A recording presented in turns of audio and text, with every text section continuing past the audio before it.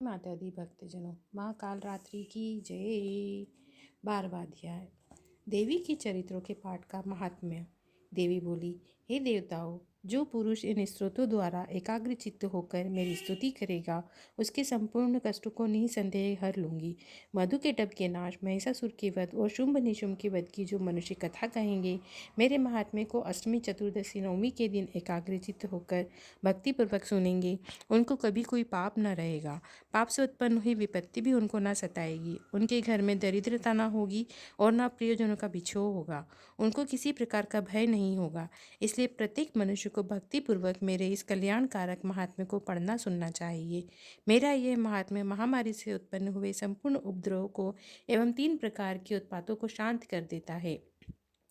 जिस घर व मंदिर में या जिस स्थान पर मेरा यह स्तोत्र विधि पूर्वक पढ़ा जाता है, उस स्थान के मैं कभी त्याग नहीं करती और वहाँ सदा ही मेरा निवास रहता है।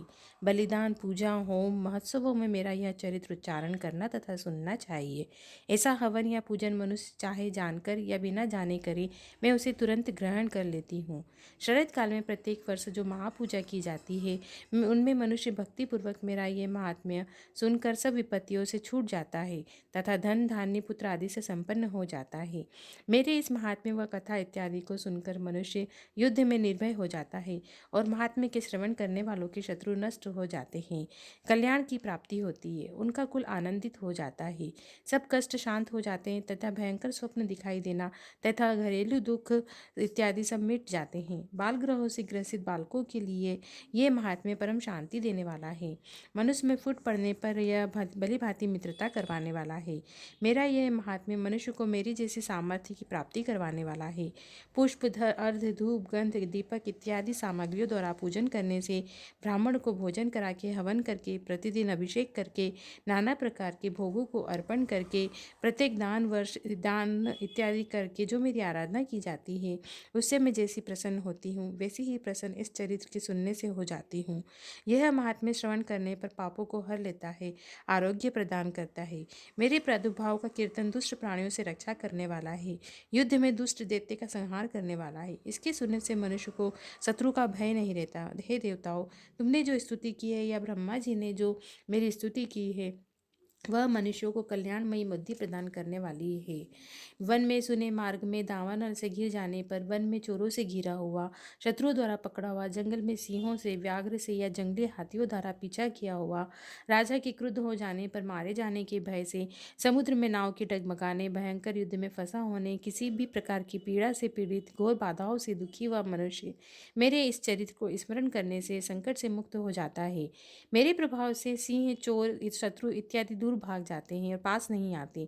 महर्षि ने कहा, प्रचंड प्रकार पराक्रम वाली भगवती चंडिका यूं कहने के बाद सब देवताओं के देखते ही देखते अंतर्ध्यान हो गई और संपूर्ण देवता अपने शत्रुओं के मारे जाने पर पहले की तरह यज्ञ भाग का उपभोग करने लगे और उनको अपने अधिकार फिर से प्राप्त हो गए तथा युद्ध में देवताओं के शत्रुओं शुंभ निशुंभ के देवी के हाथों मारे जाने पर बाकी बचे हुए राक्षस पाताल को चले गए। हे राजन, इस प्रकार भगवती अंबिका नित्य होती हुई भी बार बार प्रकट होकर इस जगत का पालन करती है, मोहित करती है, जन्म देती है और प्रार्थना करने पर समृद्धि प्रदान करती है। हे राजन, भगवती ही महाप्रलय के समय महामारी का रूप धारण करती है और वही संपूर्ण ब्रह्मांड में व्याप्त और वही भगवती समय समय पर महाकाली तथा महामारी का रूप बनाती है और स्वयं अजन्मा होती हुई भी सृष्टि के रूप में प्रकट होती है। वह सनातनी देवी प्राणियों का पालन करती है और वह मनुष्य के अभ्युदय के समय घर में लक्ष्मी का रूप बनाकर स्थित हो जाती है तथा अभाव के समय दरिद्रता बनकर विनाश का कारण बन जाती है। पुष्प, धूप, गंध आदि से पूजन करके उनकी स्तुति करने से वह धन एवं पुत्र देती है, धर्म में शुभ बुद्धि प्रदान करती है। जय माता दी। 13वां अध्याय। राजा सूरत और वेश्य को देवी का वरदान। महर्षि मेधा ने कहा, हे राजन, इस प्रकार देवी के उत्तम महात्म्य का वर्णन मैंने तुमको सुनाया। जगत को धारण करने वाली इस देवी का ऐसा ही प्रभाव है। वही देवी ज्ञान देने वाली है। ब्रह्मा भगवान विष्णु की इस माया के प्रभाव से तुम और वह वैश्य अन्य विवेकी जन मोहित होते हैं, भविष्य में मोहित होते रहेंगे। हे राजन, तुम इसी परमेश्वरी की शरण में जाओ। यही भगवती आराधना करने पर मनुष्य को भोग, स्वर्ग तथा मोक्ष प्रदान करती है।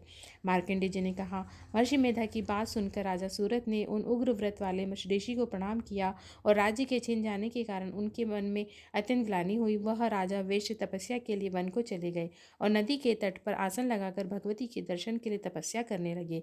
दोनों ने नदी के तट पर देवी की मूर्ति बनाई, पुष्प धूप दीप देवान द्वारा उनका पूजन करने लगे। पहले उन्होंने आहार कम कर दिया, फिर निराहार रहकर भगवती में मन लगाकर एकाग्र पूर्वक उनकी आराधना करने लगे। वह दोनों अपने शरीर से रक्त से देवी को बलि देते हुए 3 वर्ष तक लगातार भगवती की आराधना करते रहे। 3 वर्ष के बाद जगत का पालन करने वाली चंडिका ने उन्हें प्रत्यक्ष दर्शन देकर कहा। देवी बोली, हे राजन, अपने कुल को प्रसन्न करने वाले वैश्य, तुम जिस पर वर की इच्छा रखते हो मुझसे मांगो, वह वर मैं तुमको दूंगी, क्योंकि मैं तुम पर प्रसन्न हूँ। मार्कंडेय जी कहते हैं, यह सुन राजा ने अगले जन्म में नष्ट न होने वाला अखंड राज्य और इस जन्म में बलपूर्वक अपने शत्रुओं को नष्ट करने के बाद अपना राज्य पुनः प्राप्त करने के लिए भगवती से वरदान मांगा।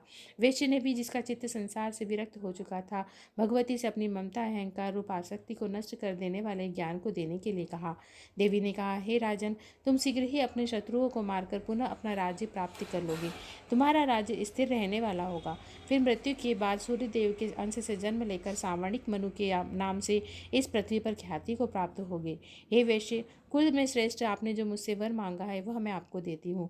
आपको मोक्ष के देने वाले ज्ञान की प्राप्ति होगी। मार्कंडेय जी कहते हैं, इस प्रकार उन दोनों को मनवांछित वर प्रदान करके उनसे अपनी स्तुति सुनकर भगवती अंतर्ध्यान हो गई। इस प्रकार क्षत्रियों में श्रेष्ठ व राजा सूरत भगवान सूर्यदेव से जन्म लेकर इस पृथ्वी का सावर्णिक मनु के नाम से विख्यात होंगे। जय अम्बे मात की जय, महाकाली मात की जय, दुर्गे मात की जय। अथ दुर्गा सप्तशती संपूर्ण।